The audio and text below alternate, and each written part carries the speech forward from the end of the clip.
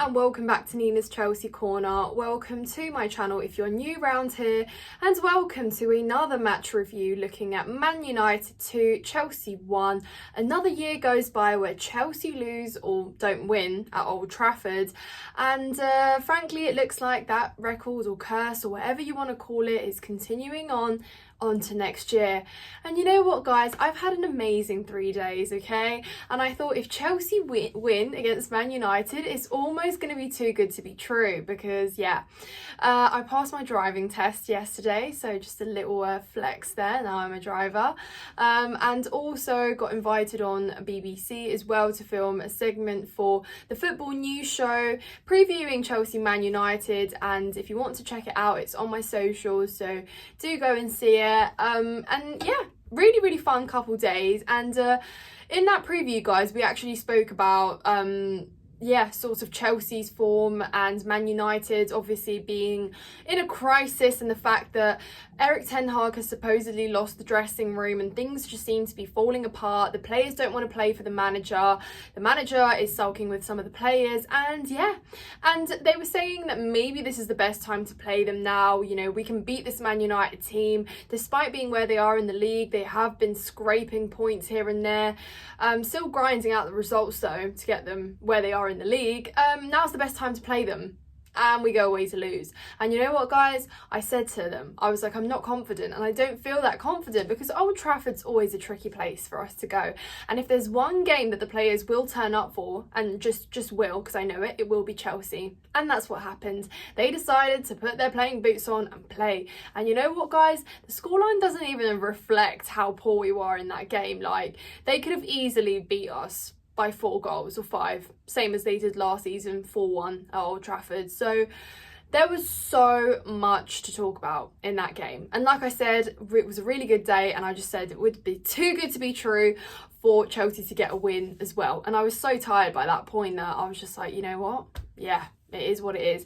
I've slept on it. It doesn't seem any better than how it looked on TV yesterday. I mean, fair play to everyone that went up there. We're freezing out in the cold. I'm sure you guys will all have seen the fan cams on Chelsea Fan TV for those of you that watch. And I mean, that just represents how disappointed everyone was with that game.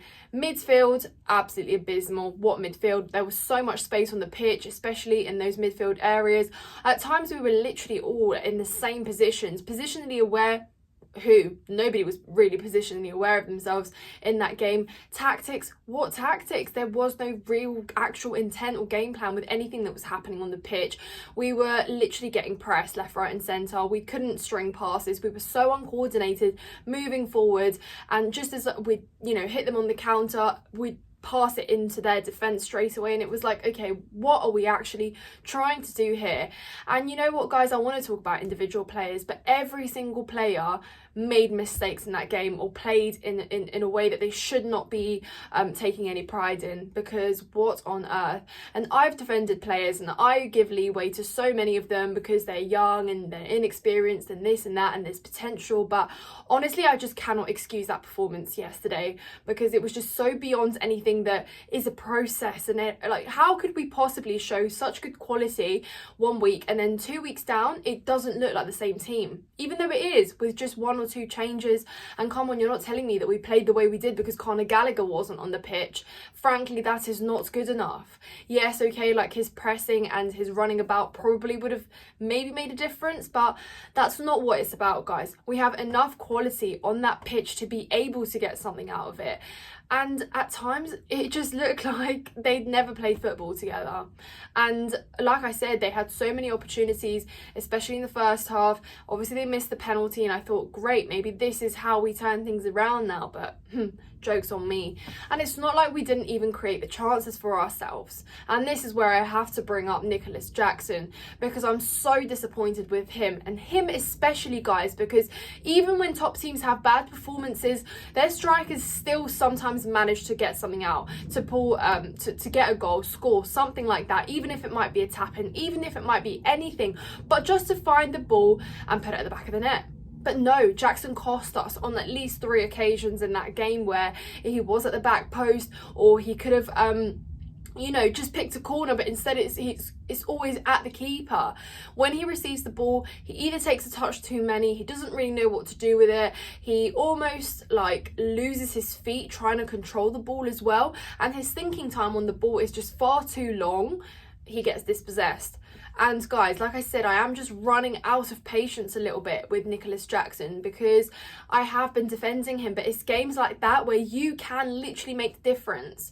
If you want, have a bad game, but just put those chances away, because they put the game in a much different perspective, and we actually get to be toe to toe, but instead we get nothing. Cole Palmer, brilliant finish, absolutely great with that. It just goes to show that, when you know what you're doing with the ball and you've made that decision already, you can actually produce something. But frankly, even he didn't have the best game, I don't think. And yeah, guys, Enzo Fernandez, I literally made a video previous game saying he silenced his critics, he scored 2 goals for Chelsea, brilliant, great, all this and that, but he was poor yesterday. He was poor. Caicedo as well. I almost felt like they had no intent in midfield. I mean, we were getting ran straight through, and Man United frankly didn't have enough quality even still yesterday to put more away against us. So we would have been talking about a thumping, a battering, an embarrassment.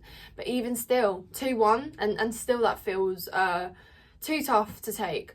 And guys, now it's just a bit, it's like, where do we go from here? Because December's obviously a month where, you go into the next, or into the annual year, if you like, and the table's sort of shaping up. But right now the Premier League is so competitive that, your top 6, 7, even 10, you could say, are constantly interchanging.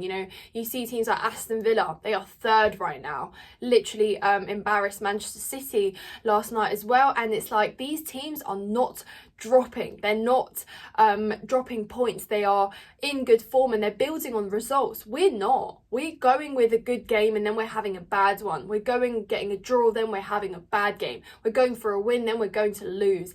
And that is just not called building on results. And I'm all for trusting the process, but frankly, there still needs to be some consistency on the way, and we're not getting that. Everton next, guys, at Goodison Park. I am not any more confident for that game, because firstly, it's so difficult to play there. Right now, Everton are playing their hearts out after getting points wrongly deducted from them. And I'm expecting us to go and turn up for that one. I actually just don't have much confidence. And it's just really sad to say, but certain players just need to step up big time. Like, what is the plan here? What are we doing? And for Pochettino to say that the boys gave it everything, did we watch the same game? I'm not too sure. Did they give everything? Because, yeah, guys, I was just so frustrated with that performance. But yeah, the real question for me is, like, I'll put that performance in the past, but moving forward, like, where to? Because those European spots seem to be slipping more and more away. Because like I said, it's not just a race with ourselves. Like, every other team is just not affording to lose points and drop points like we are. They're just not. And that's just where the real question mark comes. Let me know how you feel in the comments down below, though, about this one, because I know that you'll all be angry with this one. I know we all wanted to beat Manchester United, get a statement win at Old Trafford. Potentially this could be the turning point that we go away and get results now. But how can we argue that Man United are in a worse position than us, guys? How can we? Yeah, maybe you could say that our performance and some of them have been better, but at the end of the day, they're the ones that have been getting the results and still been scoring those lucky last-minute winners, if you want to call them that. But we don't, and we're so costly up front, and when we want to make the difference and need to, it just doesn't happen. So yeah, it is a bit worrying, guys, isn't it? It's a bit worrying, because now we go into play teams that are going to sit back on us as well. How do we break them down? We literally cannot score when we're one-on-one with keepers, when we're given the opportunities to go through on goal. We're going to struggle. We will struggle. Robert Sanchez, I thought, yeah, had some good saves, but equally, what was his distribution in that game? Like, he was saving, again, some of his very good mistakes. So I'm not really going to hail him too much. Collectively, everybody was poor, and everyone needs to take blame and responsibility for that game. And it needs to get better, but how does it?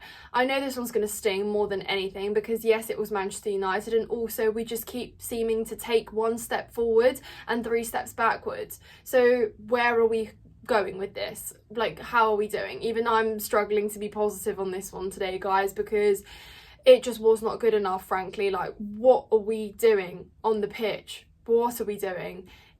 Anyways, let me know in the comments down below your thoughts as always. Let's put it this way, who are you blaming for yesterday? Are you blaming the players? Are you blaming Pochettino? Is it a combination of both? Are you blaming the ownership? Because I know fingers are going to start pointing that direction too soon if we continue the way we do. Anyways guys, subscribe to my channel if you haven't done so already. Like this video, and as always, comment down your thoughts as I go along. And yeah, I'll see you in the next one. Thank you so much for watching.